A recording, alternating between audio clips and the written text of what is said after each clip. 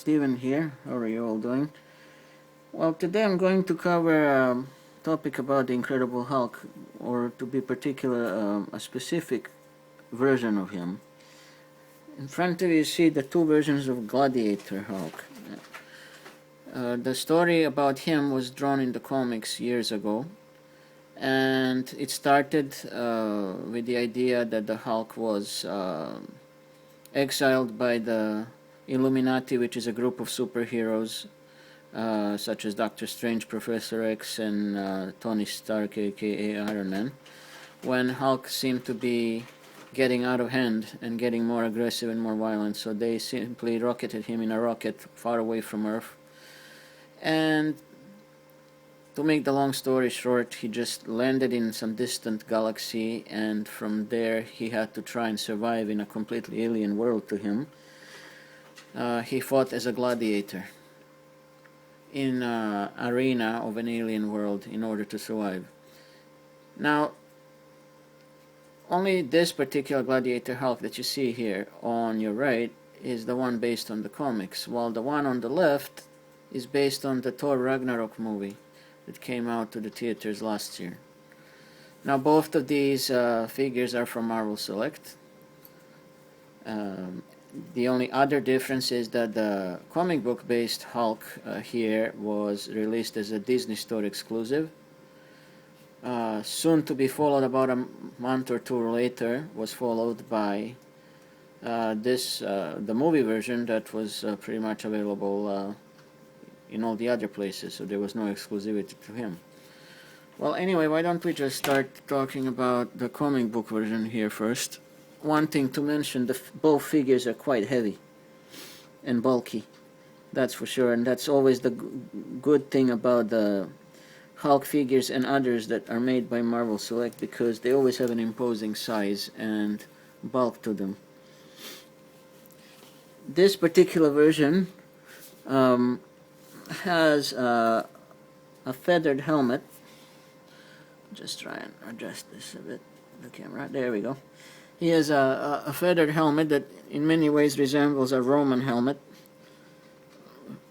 from the Roman times. So he has a whole bunch of red feathers on top, and this whole area, the feathers themselves are removable from the helmet, and you have this notch across the middle of the helmet where you can pose him with or without, where you can just insert the feathers.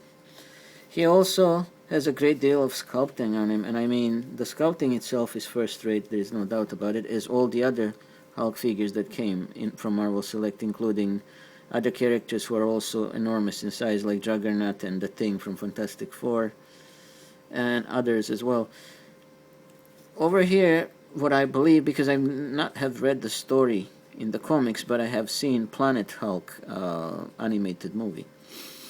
This seems to be a sort of a control device that was implanted into Hulk's chest when he was captured in the alien world, and then pressured to and thrown into an arena to fight for his life. So I understand that this would be practically like a tracker. If he tries to escape, it would release a powerful jolt of electricity throughout his body to keep him from escaping.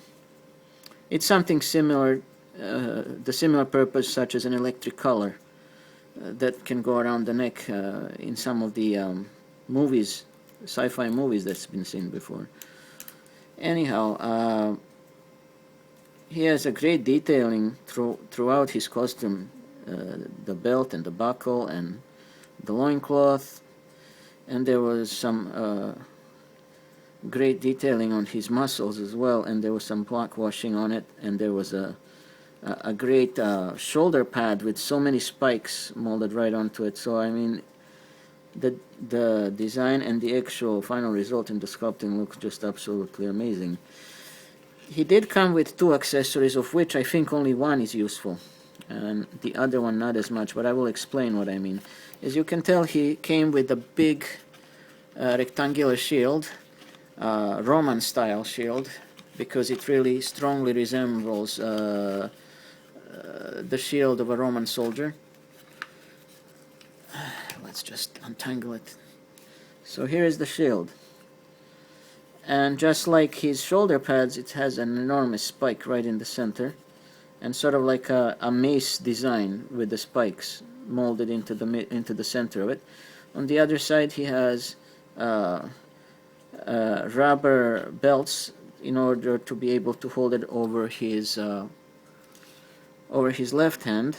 Now, the problem with the left hand, and that's an actual problem in regards to both of his hands, is that they are not sculpted in a useful way. Now, what do I mean by that? First of all, he has no articulation in the wrist, and he's not able to even turn his hand at the wrist, so I'll have to just turn the whole figure around. So this is his left hand, the way it looks. It looks like it's trying to grasp something or what have you, but it's made in a very strange way, in a very strange pose, which I don't find it really useful. Even if he's going to hold on to the belts of the shield, it just doesn't look good. If the fingers were more sculpted to be in a sort of in a half open hand, but not so much stretched out, because like that it just looks awkward, and I don't see the purpose of it. On the other hand, on his right hand, it's much worse in regards to the sculpting, because as you can see, the hand was made in that sense to be able to hold a weapon, or even a shield for that matter. But there is only one problem. If one is to put the axe for him to hold, and actually on the right hand here, he's able to move his hand left and right, so there is an actual articulation in the wrist, while on the left side there isn't any. Anyway, he also came with this enormous gladiatorial battle axe, extremely big one. Now, that would look really good for him to be able to hold it firmly in his hand, so let's just try and see what happens. As you can tell, once you put it in his right hand, you can tell that the axe is literally not standing well. It's leaning, and there is a pretty big gap here that even if you were to turn the figure a bit on the side, it could just easily slide off. It's not made properly. What do I mean? It could have been done two ways. It could have been done that the gap in his open hand could have been made smaller, so that once you insert the axe, it will be standing very firm and tight in his hand. Instead, it's falling off, or it's just leaning like this, and it looks silly. Now, the other way it could have been done, leave the gap as it is, in the sense of gap of the hand, but make the handle of the axe thicker, so that when you insert it inside, again, it would be holding very firm. But since neither is done, the axe practically becomes useless. It's a very nice looking axe, very good design, and impressive in looks and all that, but it's meaningless because you cannot do anything with it. If you put it like this, to me personally, it just doesn't look right. It looks really awkward. And let's say you try to put this axe in his left hand, the one that looks pretty crooked. Let's see, how would that do? As you can tell, he cannot even hold it. It's just falling off straight. So there is no way that he could hold the axe in either of the hands, in a sense of holding it firmly. Definitely not in the left, and in the right also practically impossible, unless you like it to look very loose, which doesn't look good as far as I'm concerned. Anyway, going further with the sculpting, he has an ankle pivot at the bottom. He can bend at the knees. He can move his leg about that much forward and a little bit backward. There is no movement in the waist. However, there is a movement just below the chest, but it's very limited, so it doesn't move as much. The arms, well, the left arm, that's another problem. The left arm cannot really move up. It can sort of move down, and there is a bicep swivel, and it can move in the elbow. But the problem is, if you want to put the arm up, further up, the shoulder pad is in its way, and it's not removable, so he cannot lift his arm up at all. On the other, in regards to the other arm, yes, as I mentioned earlier, there is a wrist articulation at least, and there is also a bicep swivel. except it's pretty tight. Let's just see. Whoops. Yeah, on mine it's a bit stuck, I believe. Or actually, come to think of it, yeah, it's a bit stuck due to the paint. Sometimes that's the problem, that the paint, when the figure was made, makes some parts of the joints pretty tight. But at least he can move his arm up a bit. But since it's very tight, I don't want to force it. It might just break off. But yes, at least the other arm has a more freedom of movement, because there is no shoulder pad. And he can put his arm sideways, like so.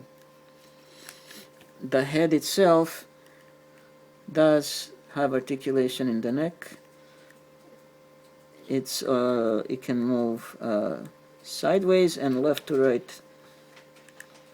Although when he's trying to face to his left, again the head and the chin hit right into the shoulder pad, so he's unable to turn his head all the way around to the left, only to the right.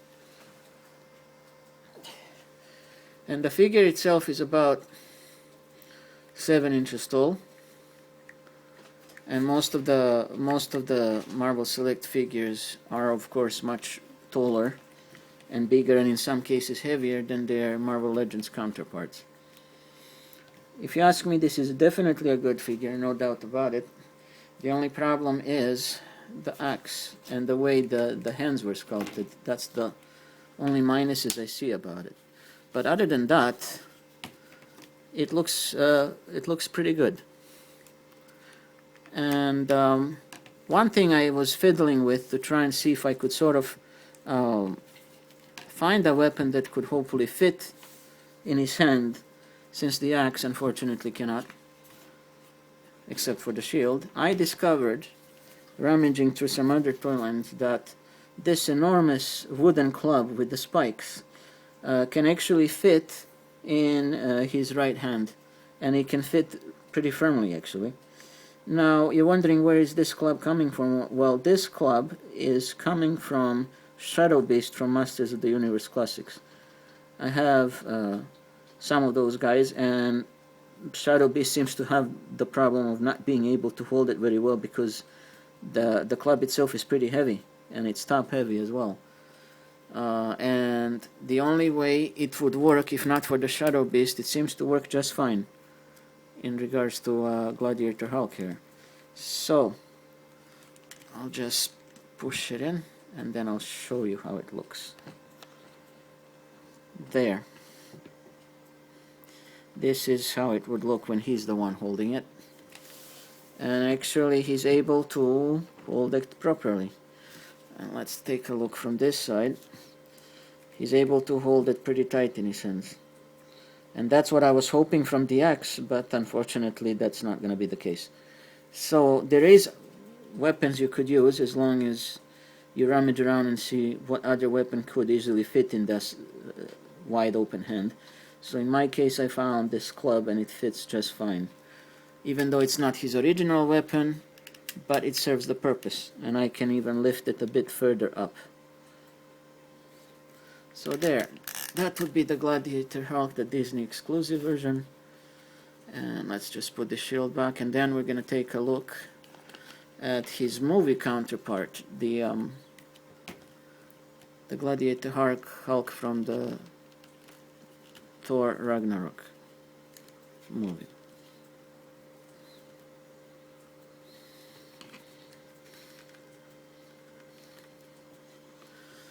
By the way, both figures of the Hulk here are roughly the same size, so around 7 inches tall.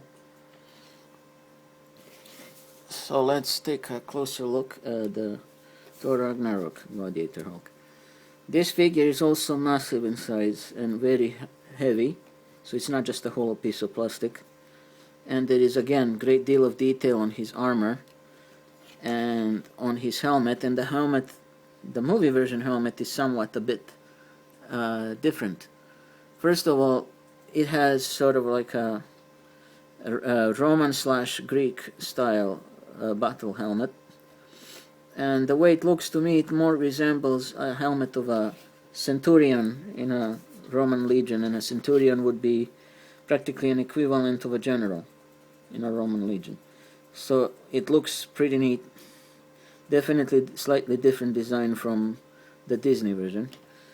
And the face sculpt also looks pretty good, and just like in the movie, he comes with two weapons, which are not his only accessories, but he comes with an enormous battle hammer, or a huge mallet, and he comes with a battle axe. The armor he's wearing, or a partial armor with an actual shoulder pad that looks definitely different from the comic book version. It's also quite well done, and it's not sculpted onto the figure, but it's also not removable, so it's more like a piece that's very loosely fitting on him. So I believe there would be a way to remove it if you really want to completely get rid of it, but I wouldn't recommend it, because I would assume then there would be no way of putting it back on. He also comes with a loincloth and a belt that goes across it, and he also has sort of a Roman style sandals for the arena, and there is a articulation in him which is pretty similar to the Disney one. His head can go left and right, and the head is removable, so he can be displayed with alternate head, and the alternate head is this one right here, with the same facial expression except minus the helmet. So there is a big ball, neck ball joint there that you can just pop the head off and put the other one on. Now the helmet on the actual figure here is not removable, so it's sculpted on. This is very different from the Marvel Legends Ragnarok Build-A-Figure Gladiator Hulk that looks exactly like this, but it's a lot smaller and not as detailed, but comes with the same, more or less the same outfit and the same weapons.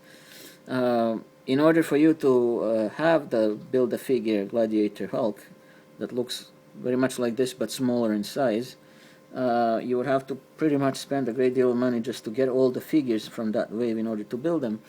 But this one is actually far more affordable, and it looks far more detailed, and it's very massive in size, which he should be, and it costs you far less to get him specifically rather than getting so many figures just to have a smaller version of him.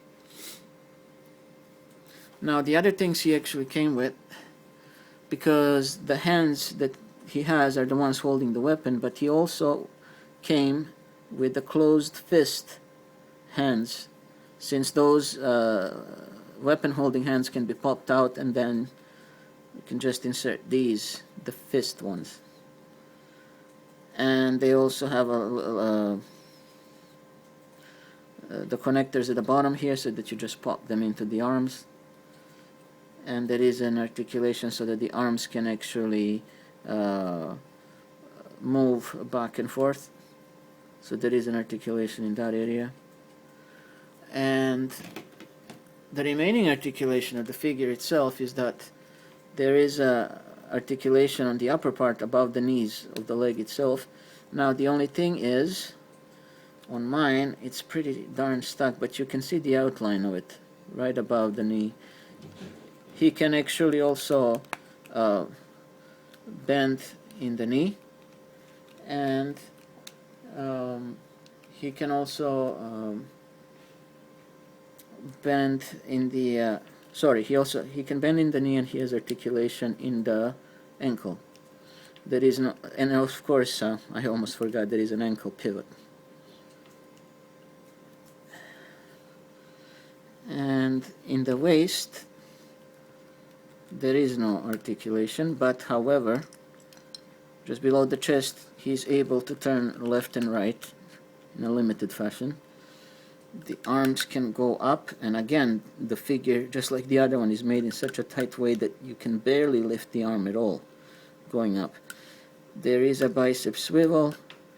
He can bend in the elbow. There is a wrist articulation, and the arm itself cannot go sideways, unlike the Disney one that can. So that would be the Marvel Select movie version Gladiator Hulk, along with the Disney exclusive Gladiator Hulk based on the comics. So that would be all for now, guys, in regards to Gladiator Hulk here. I hope you liked my video. Tune in next time when I will again randomly choose some figures from my collection to give a review on. So that's it for now from me. Take care and see you next time. Bye.